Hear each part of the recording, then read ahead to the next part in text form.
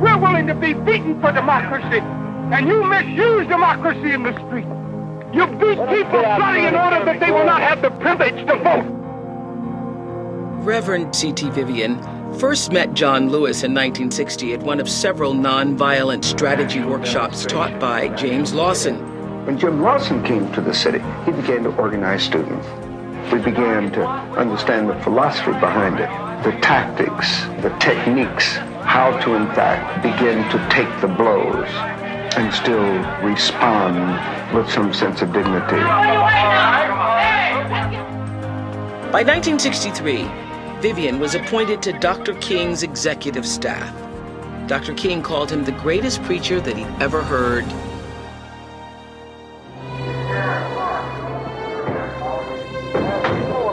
When unrest first erupted in Selma, Dr. King sent C.T. Vivian to the tumultuous Alabama town to be his eyes and ears. This is not a local problem, Joe. This is a national problem. You can't keep anyone in the United States from voting without hurting the rights of all other citizens. Democracy is built on this.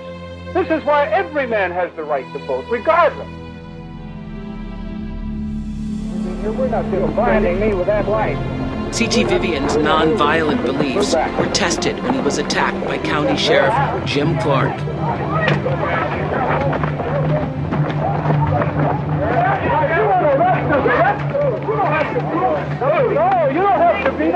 Bruised and beaten, C.T. Vivian says he was never tempted to fight back. This disturbing footage on the Selma courthouse steps captured the attention of the nation. If we're wrong, why don't you arrest us? Why don't you get out in front of the camera and go on? It's not a matter of being in front of the camera, it's a matter of facing your sheriff. King's daughter, Dr. Bernice King, tweeting that Reverend Vivian was a brilliant mind who believed that soul force could overpower physical force. She expressed her gratitude for his legacy of service and influence, including in her father's life. Vivian, also widely regarded for working tirelessly to serve underserved communities. He later founded the Black Action Strategies and Information Center in Atlanta to foster workplace race relations. In 2013, former President Barack Obama awarded him the Presidential Medal of Freedom. My heart is heavy. I want to be with you so bad that today the family advised me not to come because of the pandemic we're facing. And so I accept that challenge. I love C.T. Vivian so much. He's the longest distance runner. In 1947, the year Jack Robinson broke into baseball, C.T. was sitting in Macomb, Illinois. 8 years before Montgomery, 18 years before Selma, C.T., the longest distance runner.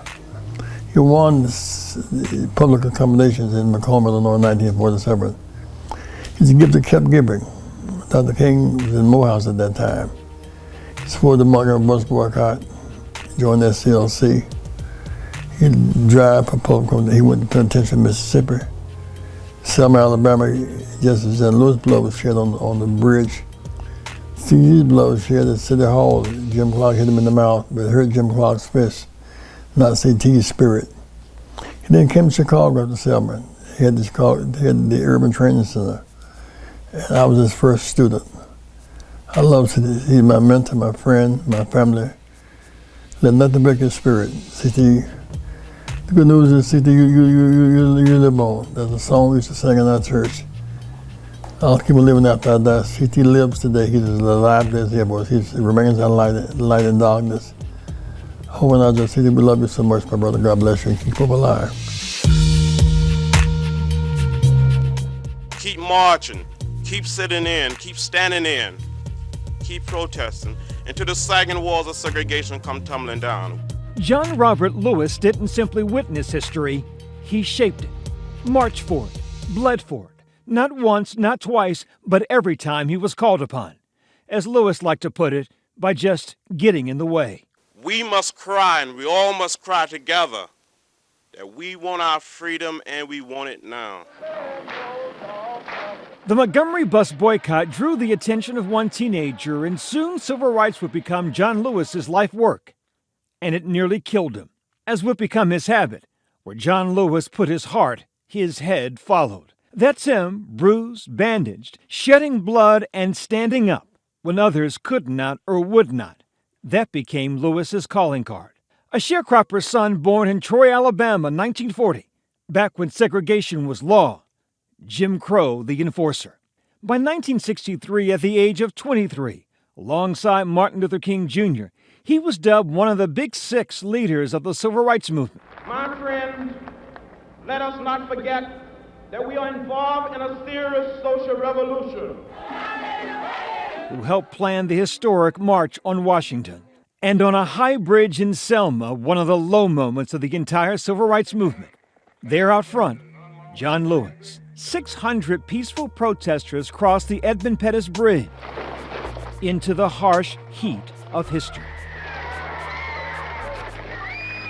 It would be known as Bloody Sunday, violence unleashed by Alabama state troopers. Lewis, struck in the head, suffered a fractured skull. I've interviewed John Lewis countless times the past 30 years. This spot is almost sacred. This is where Martin Luther King Jr. stood and gave that unbelievable "I Have a Dream" speech. One of our last, he was still impatient with America, still boundlessly optimistic she would one day live up to her promise. A promise he believed in so deeply, he was willing to shed blood again and again. Has the dream been fulfilled?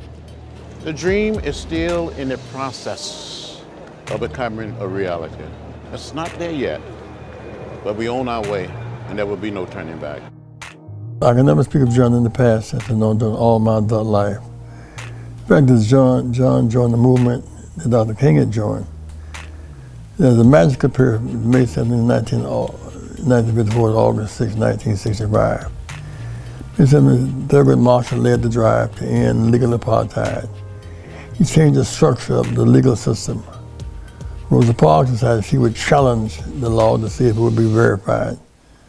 Dr. King came out of that movement, and John Lewis came out of Dr. King's movement. We won the legal battle in 1956 and boycott in 55. 8 years of torturous journeys, bus rides, and sit-ins, as we sought to break down the barriers of racial segregation in the South. John, you're the valedictorian of our class. You're number one. You suffered the most. You marched the most. Now we honor you in your legacy and history. Now, 65, the Voting Rights Act is the most fundamental change in American society. Thurgood Marshall, Dr. King, Rosa Parks, Pandora Hamer, C.T. Vivian, John Lewis, you all belong in that very special group of freedom fighters who made life better for us. John, I love you. I thank you. And I'll see you in the morning. I'll see you in the morning, my brother. I'll see you in the morning. God bless you.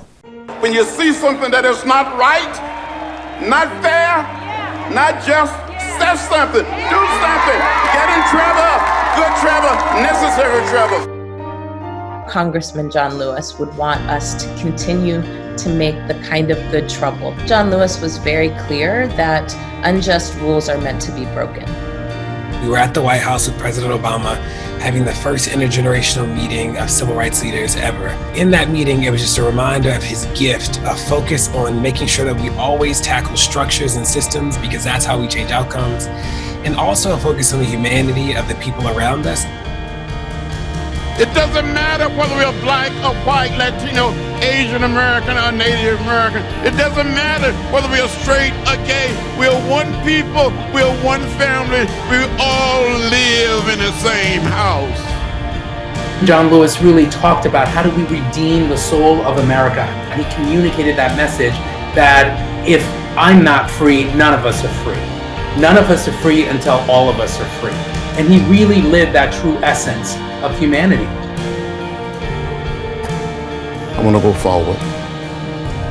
I want to continue to be part of an effort to make America one, where we lay down the burden of race, the burden of hate, and create one society, one people. I know we'll continue to march. We'll continue to march even after he's gone. And, in a way, that's how I kind of see his legacy.